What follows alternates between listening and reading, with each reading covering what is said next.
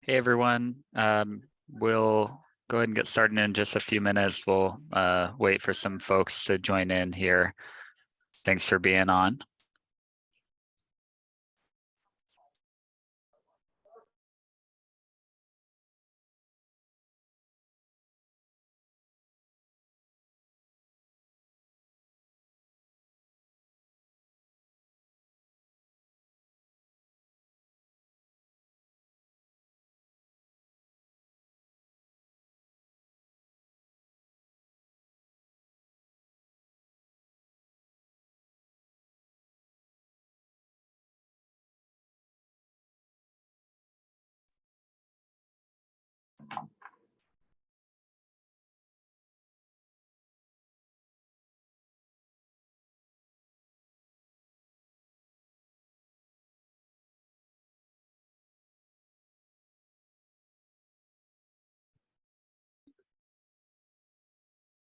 Okay, I think we're off to a good start here with folks joining in, so we'll go ahead and get started. I'll just wait for Marge's audio to connect, and I think John's as well.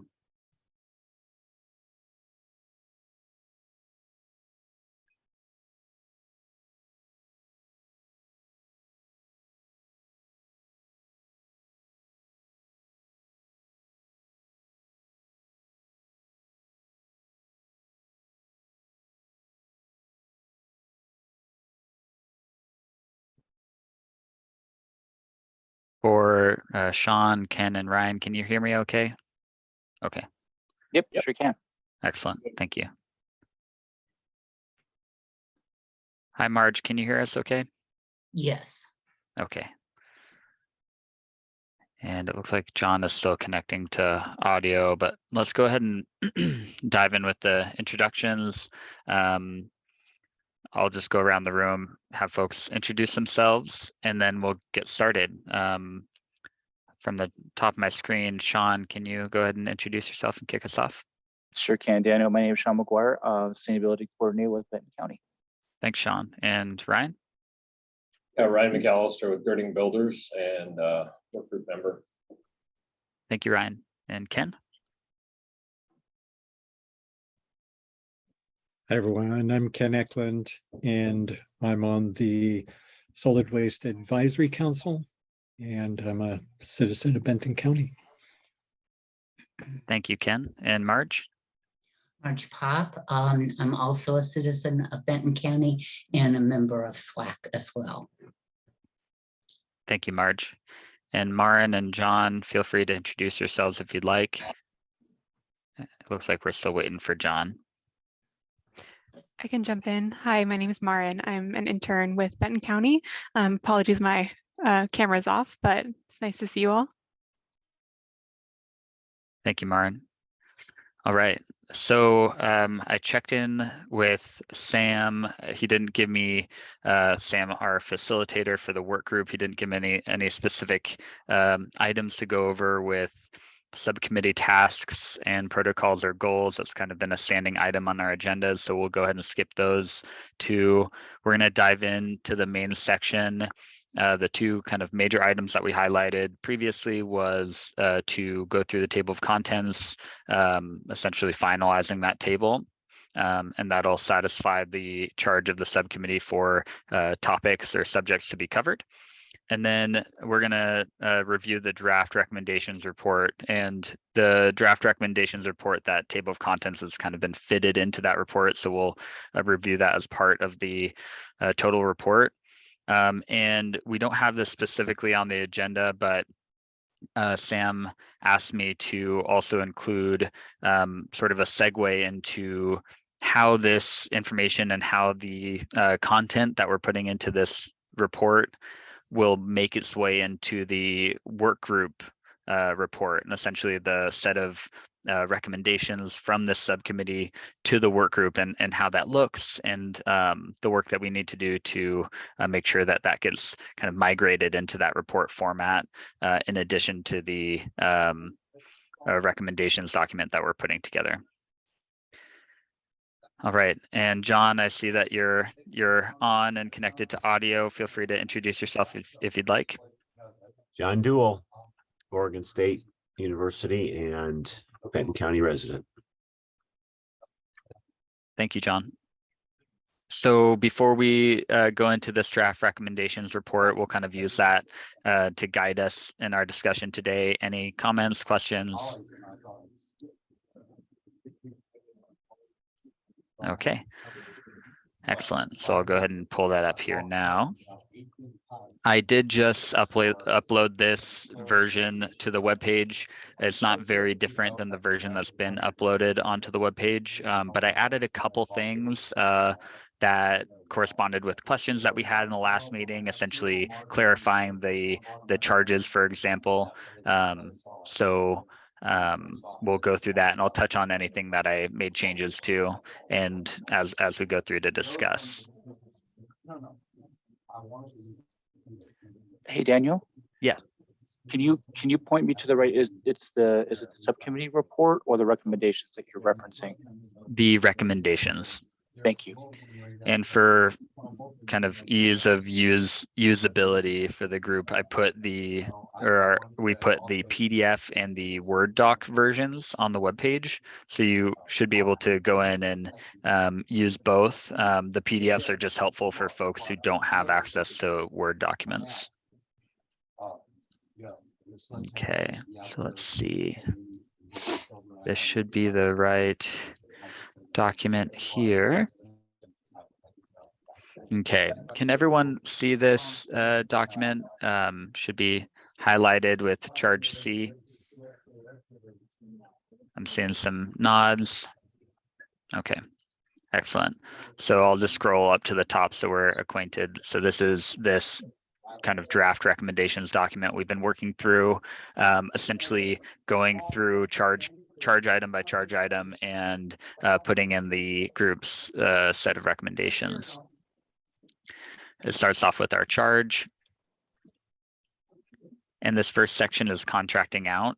We've done a fair amount of work on this during the last meeting, and a lot of the work ended up kind of falling into a couple categories. One is the group's ideas for qualities that a successful RFP applicant would include, as well as RFP considerations for outside of that table of contents that we've been working on. And I added a couple items here for sake of discussion.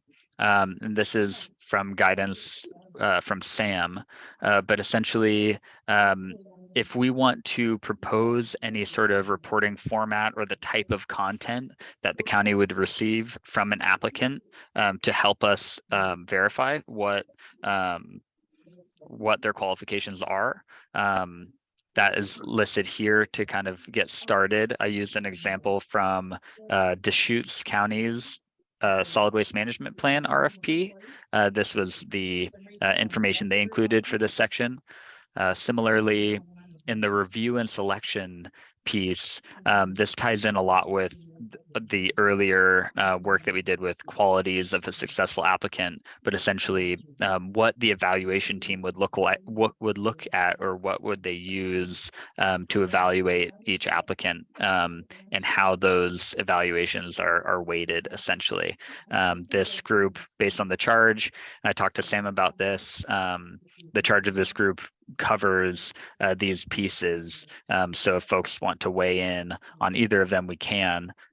So that's just a kind of an early look at it. But let's go to the top.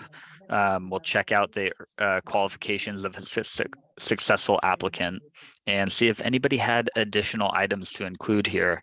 I didn't get any comments between meetings to specifically add here. So let me know if I missed anything or if there's anything you'd like to include. Ken. Yeah, the thing I would like to include So there are going to be some questions I have coming up just about, we have a questions section and kind of where that falls in the document and what its role is. Those are some of the things I want to look at today. But I would just add down at the bottom here in terms of qualities, I would just add a bullet point that just says, must be able to answer the questions which are, the most relevant concerns of Benton County and its citizens, something like that. And the questions being the one below the table of contents that we worked on last time. Yes, so I shouldn't just say questions, I should say the questions section, whatever that end up being called. I'm not sure. I'm not sure be able is needed. I would just say answers the questions. In other words, Ken, you're thinking that, some will omit or dodge certain questions and highlight or emphasize more some of their other qualities. What you're saying is we want a thorough response. Yes. Yeah. Yeah. Thank you both for that. Just for clarification for John's last note there, I think answering the questions might be premature because I think this goes into sort of the RFP evaluation piece, potentially, or if it is just for the total project, it could be answers the questions. Maybe there's two parts there. One is sort of be able to on the sort of evaluation early RFP process for the applicants, and then the following is, the document itself, the product answers the questions. Right, I understand what you're saying. Okay. I'm gonna do some notes here to try to capture this, and then we'll go back. It might end up being in a bit of a note format for our kind of next version of this, but I just want to capture this. And then, hey Daniel, I have maybe something that's tied into that. When it comes down to the scoring, I know I'm jumping ahead, but it ties to answering the questions. I would wonder if once we get to, if we want to somehow tie this to the point scoring as well, because you really have to be, having responded to a lot of RFPs in the past, to fully and completely answer the question should be captured somewhere in the scoring matrix, because that's the very first thing I'm going to look at is how am I going to be judged? And so that does carry a lot of weight. I mean, what's the most important thing? Points tell me what is most important to the person, right? To Benton County. And so that's where I'm going to focus all my effort. Again, I'm putting this in kind of in first person experience, but when I respond to an RFP, that's what I'm going to look for. And so I think that we need to make sure that, fully and completely answering the questions needs to be somewhere in here, just like you're doing, and then maybe consider a point allocation. Someone needs to really evaluate how you allocate those points, because that's really going to drive the proposal. great feedback, Ryan. Thank you. So I put it under here in this experience, capabilities, resources of the proposer kind of piece that just initially we'll come back to that and we'll find a good spot for it. Make sure it's captured. Ken. Yeah, I was just going to say, I would think that actually it would go under approach. It's kind of answering the questions, and how you answer the questions is your individual approach, is my first take at it. And I also just want to back up, I think, what Ryan said. I think that's really good, valuable information. Yeah, thank you both. Excellent. Okay, so I think we're making a very reasonable connection between this review and selection piece and the qualities of an applicant. So I think we should just continue the conversation the way it's going. Any other thoughts with kind of specifics that might fall into some of this selection criteria that was laid out in Deschutes County? Yeah, Sean. I am so not trying to go down the Mariana's Trench of wordsmithing, but I was curious on the word answer. I'm reading that as if the consultant needs to answer that. What I think we're talking about is it's up to the consultant to go out, pursue research and get the questions answered. I just didn't want to, as someone who applied for grants and things, I don't want that, like get the questions answered. I can wordsmith later, but it's not like this consultant is expected to, in the RFP, answer all these things. So again, please, I'm begging you, I'm not trying to go down wordsmithing hell, but I'm just also trying to recognize what we're asking them to do. No, I think that clarity is really helpful, Sean. Thank you. I'll just add that in my notes, I have addressed the questions. I like that a lot. I think that sounds really good. Thank you, Ken, for sucking us back out of wordsmithing hell. Thank you. So what do we think? Can we get rid of answer and fully and completely address all of the questions? Is that fair? All right. Thank you both. Excellent. All right, and generally, what do we think about how Deschutes kind of laid out this selection criteria? Do we think that it makes sense? Is there any sort of major gaps? I think there's a lot to be defined here, right? I think there's a lot to be defined in the experience, capabilities, and resources, all of that. But is there anything major that you can see that might be missing? I just to kind of weigh in on this a little bit. One question is, this is based upon the RFP. Sometimes what we'll see is a separate scoring matrix for the interview, because undoubtedly after this RFP process, there's going to be a selection and firms are going to be interviewed, and it's nice to know what the interview criteria is you're going to be, proposing on, because on a two-step process like this, that is really helpful, because from the person responding to this, they're really trying to get into the head of, let's call it, in this case, Benton County, and understand what does Benton County want? What does Benton County need? And how can we help solve that? And how can we answer that question? So the more information we can provide them for, hey, interviews are going to be forthcoming and will be an additional 50 points or something like that. It just, that's, I think that helps to really make for a good proposal. I do really like the fact that the very last criteria, reasonableness of the cost proposal, is 15 points. I think that's, in my mind, that's appropriate, because you're really weighing the more important things. That cost is a consideration, but it is not the number one consideration. And I think that's important when selecting the right consultants. I'm just going to track that in a comment here so we don't lose it.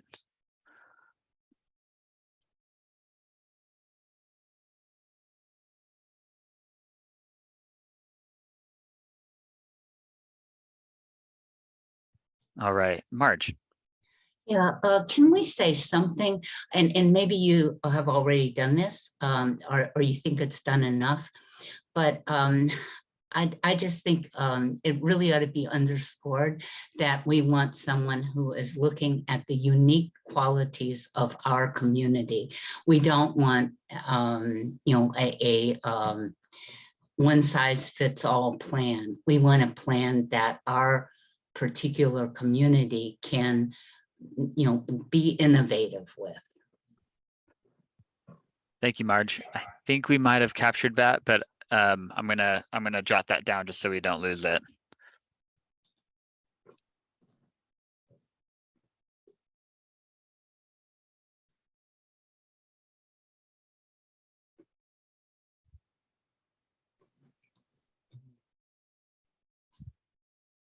Okay. Anything else for these sections? I just wanted to add one thing, which is part of that is the ability to communicate and the willingness to communicate with the community. Thank you. Let's go ahead and add that here. Excellent. All right. Well, I think a lot of this is going to be so interconnected with some of the other sections, so we can keep going through this document and sort of bounce around if other things come up. How does that sound? Okay. So let's move on. Yeah, Ken. Yeah, just quickly before we move away from this, I just wanted to echo what I think Ryan said, which is, it's one thing for us to propose a point, score for these various things, but the most important thing, of course, is that an accurate, priority is communicated to the applicants. So we can propose, but we're not actually doing the RFP. If indeed the RFP really wants to emphasize the approach, for example, then that score should go up, and like experience maybe should go down or whatever. So if you're looking for a more innovative plan or whatever, or if the reverse is true, just the points really need to reflect an accurate thing in order to get an applicant that, obviously, that is actually going to supply what you need. So the points are to be refined. I would say that's an important thing that we should recommend. Thank you, Ken. Yeah, that's a really good point. I mean, we copied and pasted these points from the Deschutes RFP, but to your point, the reason the points exist here is really to communicate that that priority level. So I think any other feedback that comes up, we should really think about how does this group want to prioritize this? And we got that really great comment from Ryan earlier about costs. And so let's keep thinking about this and sort of comparing them as we make this more complete, compare how those weigh against one another, I guess. And we can use points as that, or we can just sort of narratively communicate that maybe this is more important than this. Thank you, Ken. All right. So, and Ryan, I put this scoring criteria process for the interview as like a separate piece, but I realized that maybe it would also work to have this in this bulleted list, basically saying, presentation / interview.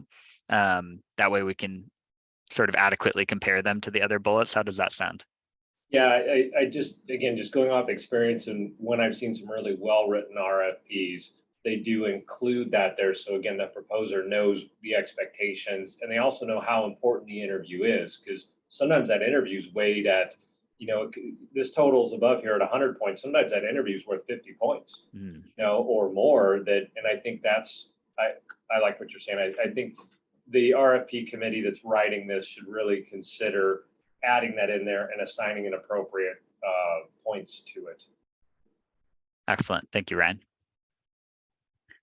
All right. I included some links to the Deschutes County RFP and their advertisement, just so you have those in this document. Feel free to refer to them. There's a couple really neat approaches to doing things, like with how they cover their timeline and things like that. I'll try to bring them up throughout our discussion today, but feel free to reference those between meetings and kind of let us know what you like and what you don't like. Okay, so we are at the topics or subjects to be covered section here. I didn't receive any feedback between meetings basically saying we should remove this or add this.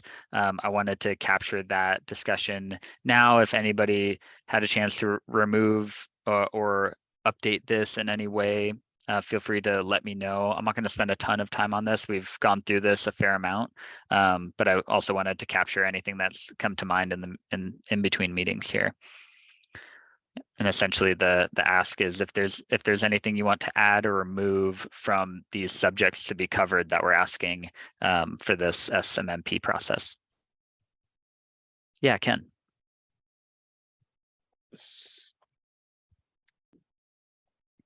And Ryan can maybe kind of help me out with this, but I've always had a bit of trouble about how brief this is. When you look at some of these items, in there, it just, to me, it doesn't seem like it's actually clear what is actually being expected, right? When you say, like the section right on the screen now, moving from where we've been to our new vision, provide timeline. there's kind of a lot of room for interpretation as to what that means exactly. You know, we've had a discussion, we've had things to refer to. So it's kind of like a shorthand for us. And so it's been my intention to kind of go through and just identify some of those and put a little line of, you know, explanatory text. And for the sections, I know we've talked in the past about putting in something that just kind of gives a little bit of context, like what is this section actually for? You know, what is, you know, of all the possibilities that could exist for this subject, what is the one that we're most interested in? It just seems to me like if I were responding to this RFP, that would be something that I would be interested in knowing, you know, along the same lines of, you know, how we were doing the point total. So Yeah. So So that's kind of as far as I can take that, I guess. thank you, Ken. Yeah, I think that's there's a couple really good pieces of information that I'm taking from that. One is, you know, with items like this, moving from where we've been to our new vision, trying to really either rephrase that so it's can kind of fit in this format, or add something to it that is kind of explanatory. The other piece is, when I was reviewing this Deschutes County RFP